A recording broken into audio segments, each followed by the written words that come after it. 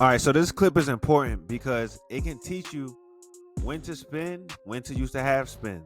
So, like, the first thing to notice, the defense is up being physical. This is body to body contact. He got his arm bar, like he's up on him playing defense. Now is not the time to try to get in your bag. Use your body, be able to spin, walk the defense down, right? So Shai is attacking, which what you got to pay attention to though, right? You know it's time to spin when the defense is in front of you. They don't have to always cut you all the way off. They just have to be in front of you. So right here, when Shai finally starts to attack, you can see DiVincenzo is technically he's in front of him. He's with him and his foot is in front of him. So he's ready to cut him off, right? So all right, cool. Let's change direction. Spin. Let's go this way. Right here, still. You say he's trying to cut him off. He's racing to get in front of him. When somebody's bumping you to cut you off, when you get to a spot where you want a score from, that's the perfect time now to use a half spin, right? So now let's spin again. Fake the spin. Oh my gosh, look at all that space. Because he had been getting in front, trying to cut you off. So now when you fake it, that's all he can do is stop and look. Like, oh my gosh, you caught me. Good move. Fake the spin. Turn shot right at the free throw line. You know he loved the free throw line. That's too easy. This one video right here, this can really show you the difference between Shai and Anthony Edwards, right? Because a lot of people, when you see Anthony Edwards, how he played last game, he only took like 13 shots or 16 shots, something like that. And people are saying, okay, well, you know, the defense is loading up on him or they're double teaming him. They're plugging the gaps. Like, don't let them tell you the same thing isn't happening to Shai. Look at the defense. He's getting guarded here. There's a man right here on the elbow. Julius Randle loaded over on the block. The defense zoned up on Shai too. The difference is he doesn't only shoot a three-pointer or a layup at the basket. He has an in-between game. So right here, when he got the ball with DiVincenzo on him, he's getting pressured. He just walk him down. Calmly, walk him down. If he comes over the double, it's a wide open three. Walk him down, take his time. And then he has the footwork to just split the defense. This is something that Anthony Edwards doesn't do, and this is what he needs. This is what a lot of people were talking about when they're like, all right, bro, you shooting a lot of threes, right? So he's able to just walk him down, watch DiVincenzo. He's not used to playing defense down there, so he jumps over, gets out of position. Shai sees that straight line drive to the basket, jump stop, get him in the air. Easy layup.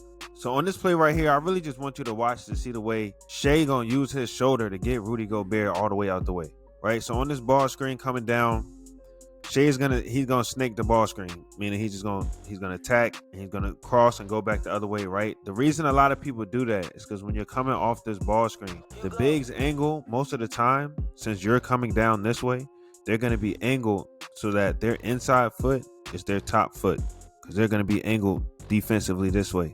So if you would come off the ball screen, you attack the top foot, that's going to make the defense turn their hips. Look how Rudy Gobert, he turns his hips all the way. He's facing this way. He turns his hips all the way, all because Shai just attacked the top foot. So he's giving Shai a lane to the basket. The thing that a lot of people do here, though, is they see this lane and try to make it a foot race and beat him there like he not 7 foot, however big he is. He's huge. He'll beat you to the basket, and that's how he gets a lot of stops. Shai right here, he's turning his hips. So instead of trying to go by him, Shai just uses his shoulder and also bumps him. So imagine you on defense, you turning your hips, and as you turn your hips, you get hit on the shoulder in the direction that you're going in. So that's all your momentum. It don't matter how big you are, how strong you are. There's no way you don't get knocked off balance right there.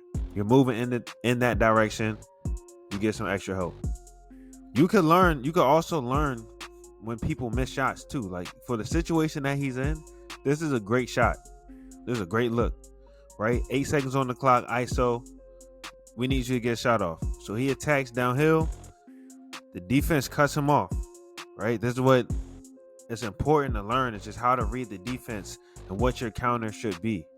When someone is physical and they cut you off, you know where they are. Because they bumped you, there's contact, so you have to have your good enough footwork to just pivot to the open area. Pivot away. A quick pivot is all you need. So when Shai's right here, he gets bumped, he gets cut off. The defender's here, which means he's not here. So pivot. Once this foot hits the ground, ball is up, ready to shoot. He just misses, but that's a great shot. Look at all the space that he's able to create just by that pivot. Look at that, all that space.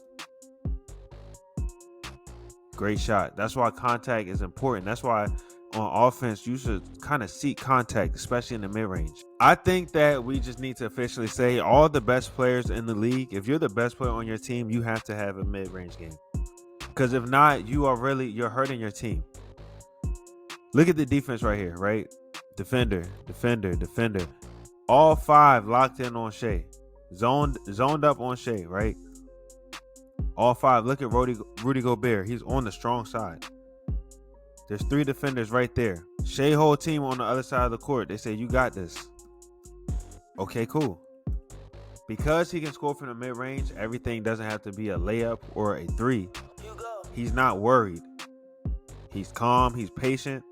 And then you see, all right, if all the defenders are here, this is when you talk about attacking space. If they're all over here, guess where the defenders aren't? Over here. So if he can walk the defense in to a spot, he gives a little push off, cool. But he's faking one way. That's all he's doing. Faking this way first, and then he's spin, pivot to the open area. Look how everything is lined up. Good follow through. That's cash. None but draws. If you're somebody who can understand space and attack space, how to attack space, you could be one of the most unguardable people ever. Right? So when you're watching Shai right here, he has the ball. He's in an ISO situation. Look at the defense. In the gaps. Ready to help. Right? And then you have someone who's tall guarding you, right? So every single person on defense is locked in, eyes on Shai. Tough spot to be in, not a lot of space. So what does he do? Go through. He goes through. This is going to take this defender away as well. Go through, right? So now when he has the ball here, he's walking this defender into an area he's comfortable scoring from. And then now you can see this is where the space is on the court, right?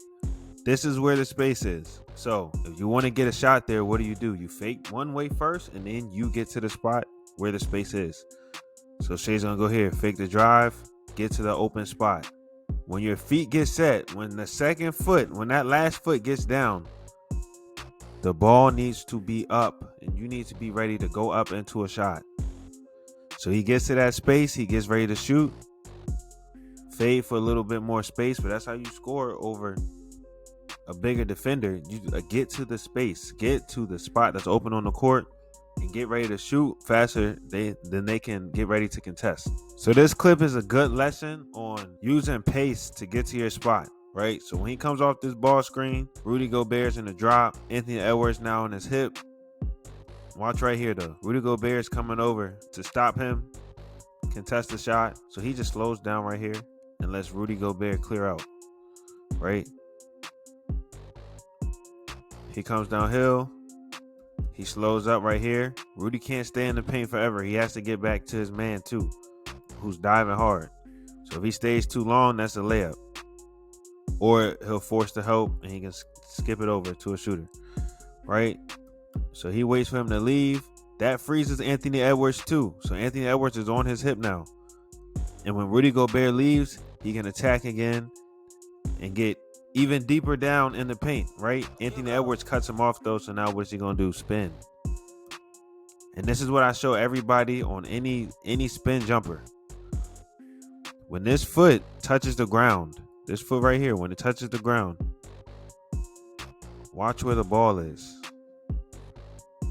This foot touches the ground, the ball is up. He's getting into his shot. He's ready to shoot. That's why it's so hard to get to these spin jumpers. When you have the ball up, he can fade and get into a shot. I'm not even trying to be funny. Who does he look like right here, bro? Come on now. Tough.